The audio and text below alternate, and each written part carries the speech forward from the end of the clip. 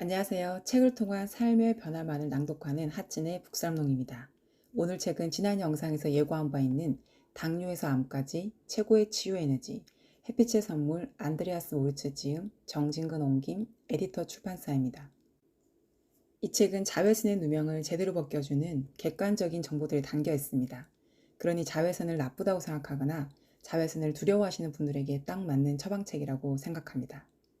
저는 약 10년간 야외에서 체육 수업을 했고 지금도 간헐적으로 하고 있습니다. 요즘은 체육관 수업과 야외 수업이 5대5 정도인 것 같네요. 책을 읽는 동안 야외에서 활동하는 시간이 일반인에 비해 월등히 많았던 제 생활을 떠올려 보게 되었습니다. 어떤 학교는 체육관이 없어서 비가 오거나 미세먼지가 심한 날이 아니라면 봄, 여름, 가을, 겨울 4계절을 운동장에서 태양을 마주하고 수업을 해야만 했습니다. 주로 오전 9시부터 오후 2시 정도까지였는데요. 감사하게도 여기 책에서 말하는 태양의 빛을 받는 좋은 시간대로 주로 오전의 수업을 모두 마쳐서 다행이었습니다. 태양의 빛을 많이 쬐어야 했던 저에게 이 책은 엄청난 지지와 안심 그리고 위로를 주는 책이었습니다. 그리고 이 책에 추천사를 쓰신 한의사분이 말씀하신 파라솔 효과에 대해 크게 공감했습니다. 추천사를 쓰신 김효진 선생님은 약 안 쓰고 아이 키우기의 저자이시기도 한데요. 저는 몇 해 전부터 선크림을 바르지 않고 출근을 하고 평소에도 바르지 않고 있거든요. 언제부터 그랬나 생각해보니 선크림이 몸에 좋지 않다라는 칼럼을 보게 되면서부터입니다. 칼럼을 쓰신 분은 화장품 제조업에 몸을 담았던 분이셨고요. 여기까지 들으신 분들이라면, 특히 여성분이라면 선크림을 바르지 않고 어떻게 야외에서 수업이 가능한지, 또 피부가 얼마나 상했을지 조금은 걱정되시는 분들도 계실 것 같은데요. 그 부분은 저의 10년간 태양을 피하고 싶었지만 태양을 피할 수 없었던 저의 경험담으로 관련 글귀에서 한 번 더 말씀드리겠습니다. 자, 그럼 태양의 누명을 벗기는 낭독을 시작하도록 하겠습니다. 추천사, 치유의 길은 햇빛에 있다. 지식은 책에서 나오고 지혜는 자연에서 나옵니다. 그러니 자연의 지혜를 담은 책이야말로 가장 유익한 지식서가 아닐까 생각합니다. 햇빛, 햇살, 한약에서 말하는 양계의 대표인 햇빛 에너지에 대해서 이 책은 사실적인 보고들과 근거 있는 논문들을 자료로 삼고 있어 우리가 알아갈수록 더 감사하게 만드는 내용들로 채워져 있습니다. 안드레아스 모리처는 자연의 전령, 햇빛 전사가 되어 이 책을 쓴 것이 아닐까 생각됩니다. 햇빛이 나쁘지 않으므로 햇빛을 피하면 안 된다는 이야기를 하기 위해 책을 써야 하는 현실 자체가 참으로 안타깝고 서글픈 것이죠. 지구상의 생명체라면, 그것도 육지의 생명체라면 더더욱 햇빛은 절대적인 생명 유지의 조건입니다. 그것은 처음 태어날 때부터 유전자 속에 기록되어 있는 것입니다. 햇빛이 나쁘다거나 피해야 한다는 주장은 지구에 잘못 태어났다는 얘기밖에 되지 않습니다. 우리가 살기 위해 먹는 모든 것들이 따지고 보면 햇빛 에너지의 변형된 모습입니다. 식물들이 광합성을 통해서 영양물질을 만들면 광합성을 하지 않은 우리는 그것을 먹음으로써 햇빛 에너지를 먹는 것입니다. 직간접적으로 본다면 지구상의 모든 생명체가 햇빛을 받기만 하는 것이 아니라 햇빛을 먹고 살기도 하는 것이죠. 제가 해외 의료 봉사를 갔던 인도와 스리랑카는 한국과 달리 강렬한 태양이 하루 종일 내리쬐는 곳이었습니다. 몇 날 며칠을 화상을 입을 정도로 뜨거운 햇빛 아래 정신없이 일하다 보면 돌아오는 공항에서는 입국 심사가 민망하게 여겨질 정도로 그곳 원주민을 닮은 피부색이 됩니다. 평소 진료실에서 지내느라 햇빛이 부족한 생활을 하던 제게 그 시간은 참 귀한 시간이었습니다. 인간도 광합성을 해야 한다고 늘 말하는 제게 참으로 풍성한 광합성의 시간이기 때문입니다. 우리 피부는 멜라닌 색소의 생산과 배출을 조절함으로써 광자극에 대응하고 적응하는 능력을 기릅니다. 햇빛을 쬐면 피부를 통해서 비타민 D가 합성되어 뼈의 형성에 도움을 준다는 것은 대부분 알고 있는 상식입니다. 천연의 비타민 D가 아무려면 건강기능식품보다 못하겠습니까? 강렬한 태양 아래서 때로는 뜨겁게, 때로는 뜨거움을 피하는 동안 제 피부는 많은 비타민 D를 만들어내는 것은 물론 대단한 능력을 훈련하는 기회까지 얻고 있었습니다. 그것은 제가 파라솔 효과라고 부르는 것으로 광자극의 정도에 따라 피부가 검게 또는 희게 색조를 조절하면서 스스로의 방어력을 올리는 기능을 키우고 있었던 것입니다. 파라솔은 빛이 강할 때는 펼쳐지고 빛이 약할 때는 접히죠. 우리 피부는 멜라닌 색소를 통해서 빛이 강할 때는 파라솔을 펼치듯 어두운 색으로 변하게 만들고 빛이 약해지면 파라솔을 접듯이 어두운 색을 거두는 것입니다. 진료실로 다시 돌아오면 얼마 지나지 않아 원래의 피부색으로 바뀌는 것을 확인할 수 있었습니다. 물론 기미나 잡티를 남기지 않고 원래 그대로 말이죠. 약한 피부 때문에 햇빛이 겁나서, 정확히는 기미가 겁나서 여행을 못 가겠다는 분들도 계십니다. 그런 분들은 평소 선블록을 열심히 바르고 피부의 조절 영역을 한 번도 훈련시켜 본 적이 없는 사람들입니다. 그런 사람들은 강한 햇빛에 노출되면 곧 기미가 생기고 잡티가 생겨서 오랜 시간이 지나도 사라지지 않기 때문에 여행을 후회하게 됩니다. 요즘은 어린아이들도 엄마가 열심히 발라주는 선블록 크림 때문에 일찌감치 피부를 상하기도 합니다. 그런 아이들의 피부는 피부 기능 면에서 발달 장애 상태로 성인이 되기 때문에 평생 크고 작은 피부병을 피하기 어렵습니다. 제가 운영하는 약 안 쓰고 아이 키우기 카페에서는 아토피를 앓는 많은 아이들이 햇빛의 도움을 받아 자연 치유를 하고 있습니다. 그래서 해를 피하는 것이 아니라 도리어 해가 나지 않으면 오늘은 치료를 쉬어야 하는구나 하고 실망합니다. 어떻게든 더 많은 햇빛을 쬐려고 노력합니다.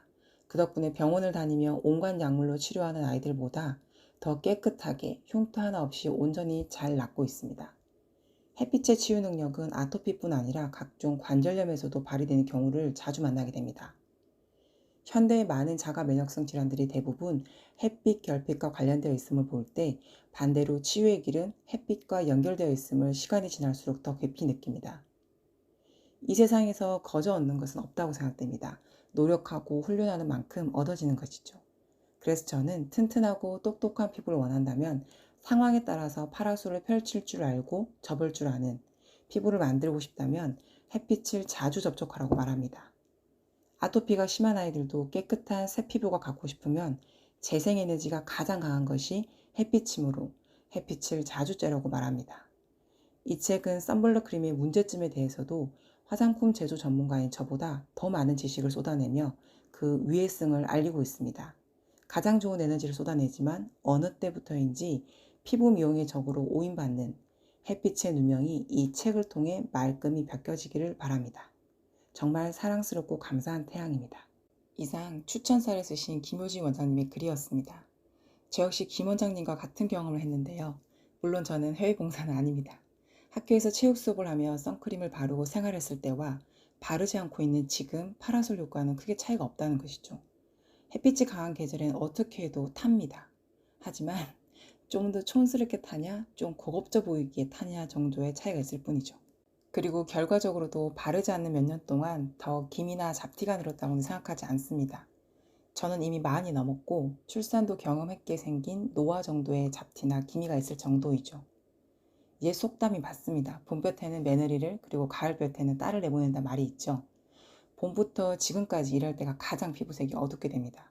그리고 개학하고 9월부터는 야외 수업을 해도 그때부터는 겨울방학까지 서서히 피부색이 다시 돌아오는 것을 10년간 경험했습니다. 이 추천사만으로도 현재 자외선 차단제를 바르지 않고 있는 저에게 무척 의미 있는 글이었습니다. 어떤 사람도 노화를 반길 사람은 없을 것이기 때문이죠. 여기까지 들으셨다면 아이가 있는 분들은 선블록 크림에 대한 얘기에 많이 집중하셨을 것 같은데요. 책의 저자는 선블록 크림과 대중매체의 관계에 대해 짚고 있습니다. 아는 만큼 건강할 수 있다는 생각을 다시 하게 됩니다. 안드레아스 모리처가 말하는 작가 서문으로 넘어가 보겠습니다. 햇빛은 최고의 천연 치료제. 약이라는 단어를 듣고 많은 사람들이 제일 먼저 머릿속에 떠올리는 이미지는 아마 약국에서 구입하거나 의사가 처방해주는 약일 것이다. 그러나 사실은 의사의 처방으로 조제받는 알약 등이 약의 전부는 아니다. 우리에게는 좀 더 근본적이면서 훨씬 더 중요한 치료약과 에너지가 있다. 그것은 자연이라 불리는 광활한 약국에서 누구나 무료로 사용할 수 있는데 자연 속에서 여러분은 의사는 여러분 자신이다. 무언가 잘못되었을 때 여러분의 몸은 언제든 처방전을 보낸다. 개개인이 각자 느끼는 징후나 증상이 이러한 처방전이다. 비유를 하나 해보겠다. 몸에 수분이 부족해지면 여러분의 몸은 물이 필요하다고 말한다. 여러분이 주관적으로 경험하는 갈증이 바로 그것이다. 입이 건조함을 느낄 때 여러분은 물을 마시며 문제를 해결할 수 있다는 것을 스스로 안다. 굳이 의학 전문가가 처방을 내려줄 필요는 없다. 여러분은 물을 마시면 문제가 해결된다는 사실을 본능적으로 안다. 이와 마찬가지로 일반 알약이나 정제 혹은 캡슐로 만들어져 있고 포장에 약 이름과 복용약, 유효기간과 바코드가 있는 것들만 약인 것은 아니다.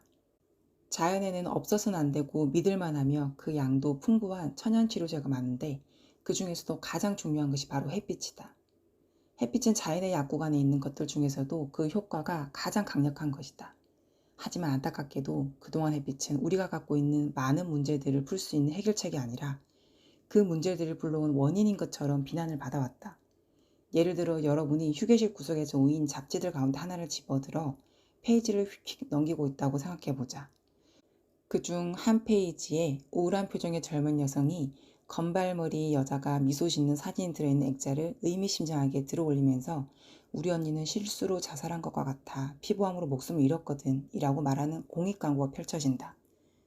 충격과 동정의 분위기가 몰아치고 두려움과 불안감이 응섭한다. 그 뒤에 이어지는 메시지는 매우 놀랍다.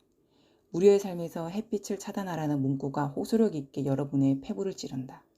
여러분은 결코 액자 속의 슬픈 사진처럼 햇빛의 희생자가 되고 싶지 않을 것이다. 따라서 여러분의 첫 번째 반응은 지체 없이 화장품 가게로 뛰어들어가 지금까지 믿고 있던 것처럼 위험한 햇빛으로부터 자신을 보호할 최적의 제품인 자외선 차단제를 구입하는 것이다. 하지만 여기서 잠깐만 걸음을 멈춰보자. 모든 것을 액면 그대로 받아들여서는 안 된다. 여러분은 지금 교묘하게 조작된 거짓말에 현혹된 것이다. 태양은 여러분의 적이 아니라 친구다. 여러분은 태양 덕분에 존재하는 것이다. 여러분은 자연스러운 것을 버리고 비정상적인 것을 선호함으로써 사서 고생하고 있는 것이다. 여러분은 지금 자신이 알지도 못하는 사람들의 경제적 이익을 위해 스스로의 건강을 물론 심지어는 생명까지 희생시키고 있다. 우리가 잡지에서 보는 충격적인 공익 광고는 진실을 호도하는 것이며 실제로는 유명한 암 관련 자선단체에 의해 제안되었고 직접 투자 관계자인 기업의 후원으로 만들어졌다. 다시 말해서 자외선 차단제 제조업체의 지원으로 만들어진 광고이다. 이 광고는 여름 내내 많은 여성 잡지에 실렸다. 광고 속의 경고 문구를 그대로 인용하면 그대로 방치할 경우 치명적인 피부암으로 발전할 수 있다는 것이다. 광고에서는 사람들에게 자외선 차단제를 사용하고 피부의 변화를 살펴보라며 강력히 권고하기도 한다. 부끄러운 진실을 파헤쳐보자. 여러분이 지금 아주 조금만 관심을 기울여도 사진 속 여성이 직업 모델이고 피부암 환자가 아니란 사실을 알게 될 것이다.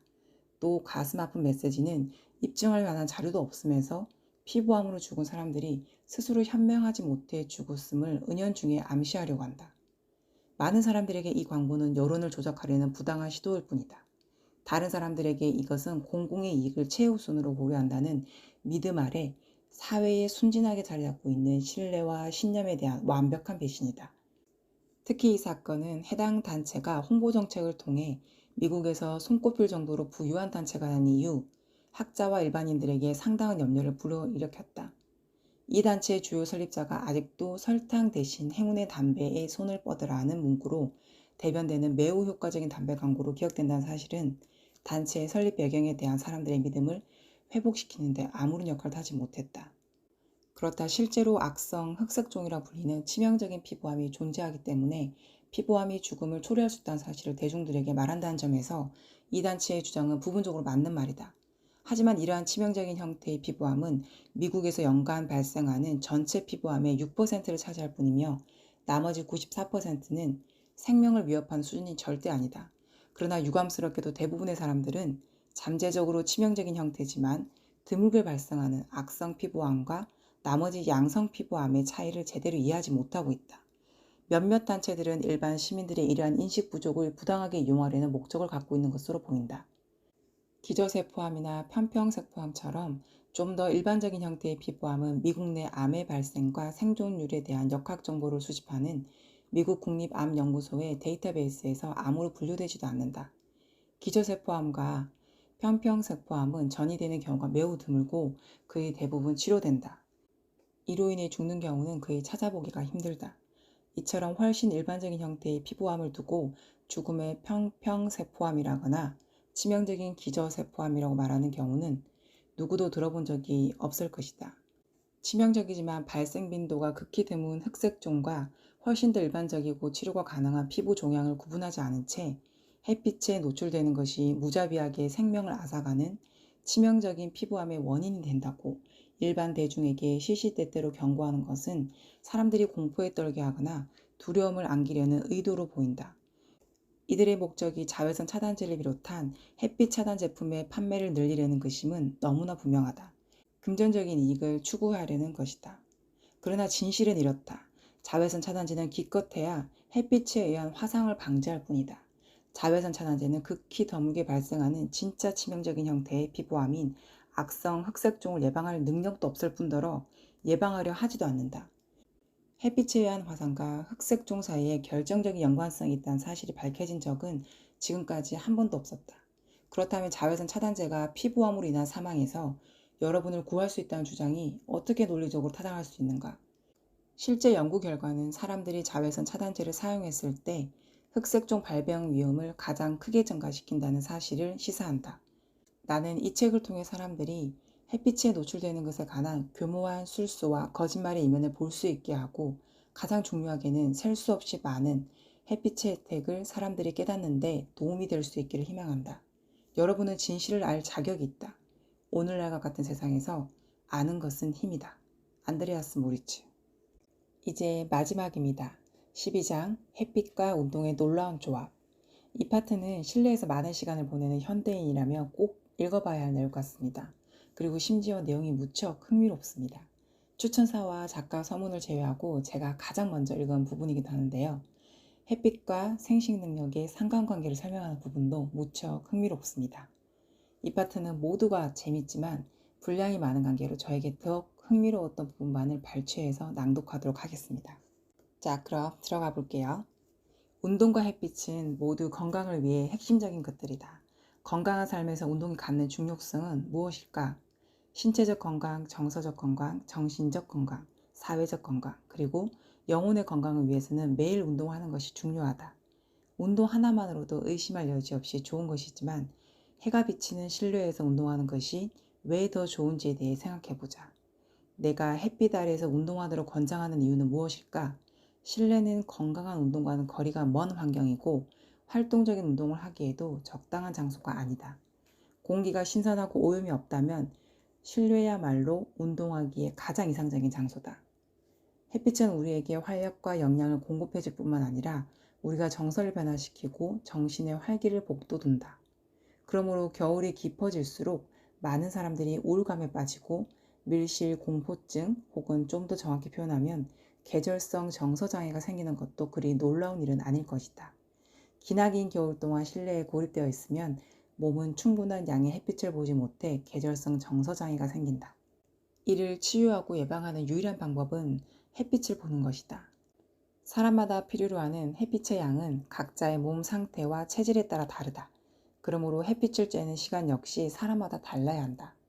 중요한 것은 겨울철에도 가능한 한 많은 양의 햇빛을 쬐어야 한다는 사실이다. 다시 운동의 중요성에 대해 말하자면 우리 모두가 알고 있듯이 운동을 하려면 몸을 움직여야 하고 몸을 움직이는 것은 매우 자연스러운 일일 뿐더러 우리가 마땅히 해야 하는 일이다. 한 장소에 오랜 시간 끊임없이 꼼짝없이 머무는 것은 건강에 좋지 않다. 여러분은 밖으로 나가서 몸을 움직여야 한다. 운동은 건강에 긴장과 힘을 주고 체중 증가를 억제하며 분노를 억누르고 항우울제 같은 역할을 한다. 운동은 활력을 북돋우는 완벽한 방법이다. 아편제와 같은 효과를 가진 호르몬인 엔드로핀과 엔케팔린은 운동할 때 분비되면서 고강도 운동에 도움이 되고 규칙적인 운동을 할 때 기분을 좋게 만들어준다고 알려져 있다. 운동할 때의 리드미컬한 호흡과 단체 의식 역시 정신을 맑게 만들어준다.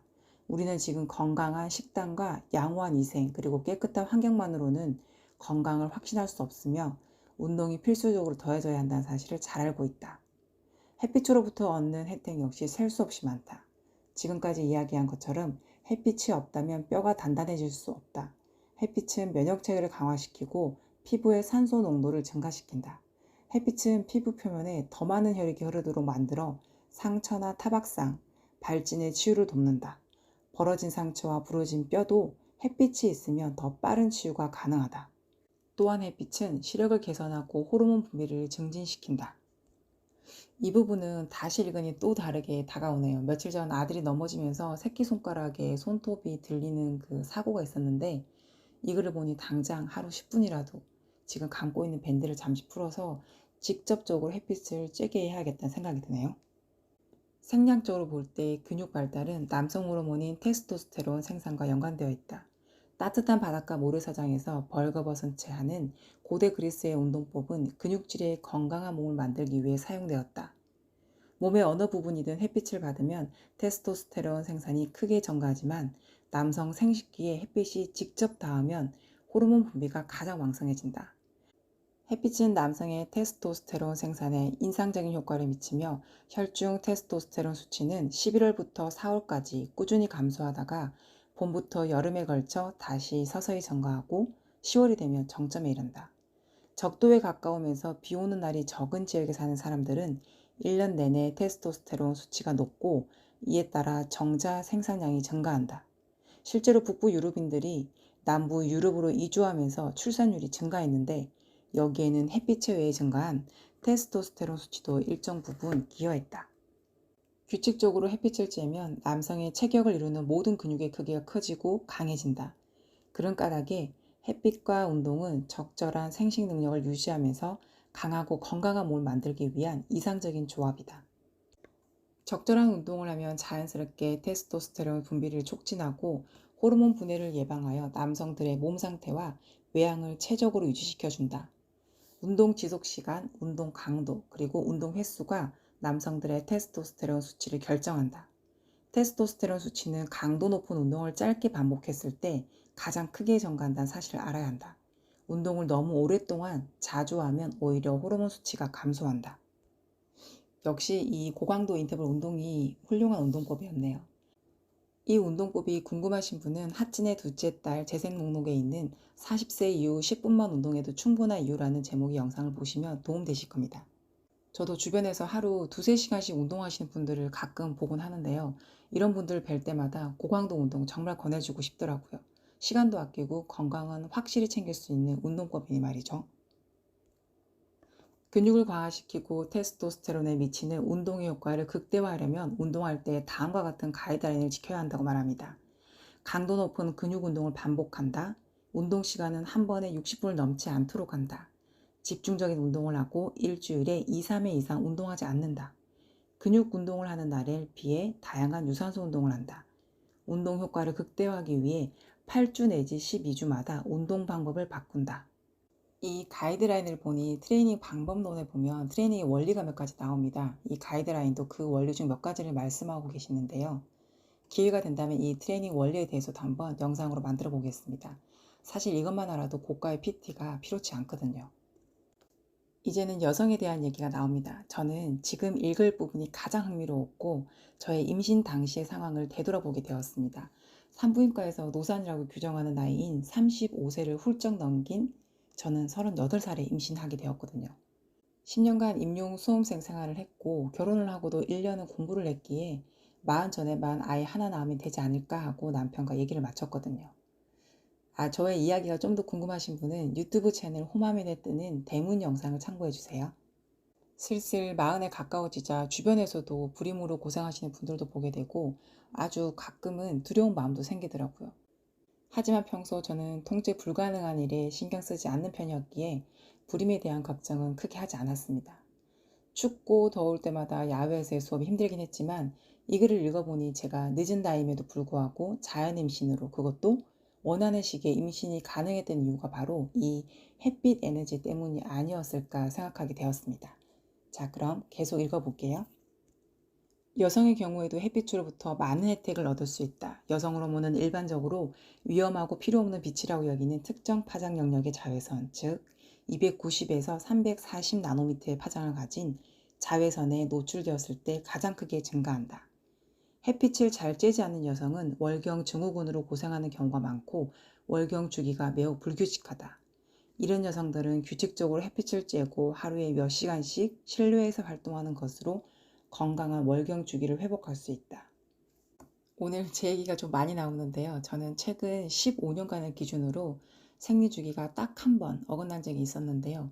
그때를 제외하면 항상 일정한 주기를 가졌습니다. 불임은 비타민 D 부족과 관련이 있고 생리전 증후군은 칼슘, 마그네슘, 비타민 D를 보충함으로써 개선할 수 있다. 비타민 D는 여성들의 에스트로겐 생산을 돕는다. 월경 때 나타나는 편두통 역시 비타민 D와 칼슘이 부족한 것과 연관이 있다. 불임이 비타민 D와 관련이 있는지는 몰랐는데요. 임신하기 전에 저도 혈액 검사로 비타민 D 수치를 검사했는데 담당 의사 선생님이 놀라시긴 했습니다. 노산이라 걱정을 많이 하셨던 것 같아요. 대한민국 여성 평균 비타민 D 수치는 15.5, 정상 수치는 30, 건강한 수치는 40에서 60이라고 합니다. 저는 그때 30을 넘겼거든요. 비타민 D 보충제를 따로 먹지 않고 있는 상태였는데도 정상 수치 범위에 들어가 있었던 거죠. 이건 순전히 햇빛을 많이 본 덕이라고 생각합니다. 이런 사실들을 종합할 때 신체적 폐색과 같이 지속적으로 햇빛을 잘 쬐지 못하는 것은 전 세계적으로 도시인들에게 증가하고 있는 불임의 주요 원인 중 하나라고 볼 수 있다. 여러분도 조금만 살펴보면 햇빛을 정신, 건강 및 성적 건강과 연관시키는 오랜 전통이 있다는 사실을 발견하게 될 것이다. 예를 들어 하지는 오랫동안 풍요와 다산의 상징으로 여겨졌다. 인류는 오래전부터 씨앗을 뿌리거나 수확하는 시기에 여러 가지 축제를 벌여왔다. 고대 주술사는 가장 더운 시기를 골라 다산과 풍요를 기원하는 의식을 치렀다. 현대들은 이제야 고대인들이 이미 알고 있던 여름과 뜨거운 태양이 다산과 풍요에 미치는 영향에 대한 연구를 시작했다. 햇빛이 부족할수록 우리의 성적 능력과 생산성은 감소한다. 겨울철에 여성의 생식력이 감소한다는 기록은 오래전부터 있었다. 이것은 1세기 전 북극 탐험가 버드 제독의 관찰 이후 오랫동안 연구되고 있는 현상이다. 그의 탐험 일지에는 24시간 내내 해가 뜨지 않는 겨울철의 에스키모 여성들의 월경과 배란이 불규칙하다는 사실이 기록되어 있다.